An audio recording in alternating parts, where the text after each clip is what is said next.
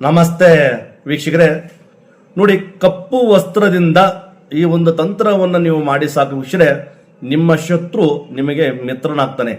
ಯಾಕಂದ್ರೆ ಅವನಿಂದ ಕಿರಿಕಿರಿ ತೊಂದರೆಗಳು ಅನುಭವಿಸ್ತಾ ಇರ್ತಾರ, ಅವನ ಸ್ನೇಹವನ್ನು ನೀವು ಒಂದೊಂದು ಟೈಮ್ ಬಯಸ್ತಾ ಇರ್ತೀರ. ಆ ಶತ್ರು ನನಗೆ ಸ್ನೇಹ ಆಗಬೇಕು, ಅವನಿಂದ ಕಿರಿಕಿರಿ ಆಗಬಾರ್ದು ಅನ್ನೋ ಒಂದು ಮನೋಭಾವನೆ ನಿಮ್ಮಲ್ಲಿ ಇರುತ್ತೆ.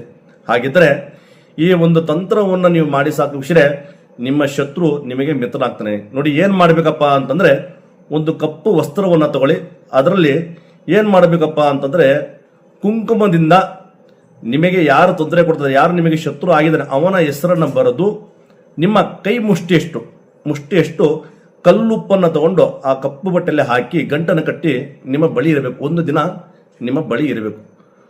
ಒಂದು ದಿನ ನಿಮ್ಮ ಬಳಿ ಇಟ್ಟುಕೊಂಡು ಅದರ ಮಾರನೇ ದಿನ ಏನು ಮಾಡಬೇಕಪ್ಪ ಅಂತಂದರೆ, ಆ ವಸ್ತುವನ್ನು ಅರಳಿ ಮರಕ್ಕೆ ಹೋಗಿ ಕಟ್ಟಬೇಕು. ಅಂದರೆ ಕಟ್ಟೋಕ್ಕಿಂತ ಮುಂಚೆ ನಾನು ಹೇಳಿದ ಮಂತ್ರವನ್ನು ಹೇಳಿ ಅವನ ಹೆಸರನ್ನ ಹೇಳಿ ಗಂಟನ್ನು ಕಟ್ಟಿ ನೀವು ಬನ್ನಿ ಸಾಕು ವೀಕ್ಷಕರೇ, ನಿಮ್ಮ ಶತ್ರು ನಿಮಗೆ ಮಿತ್ರನಾಗ್ತಾನೆ.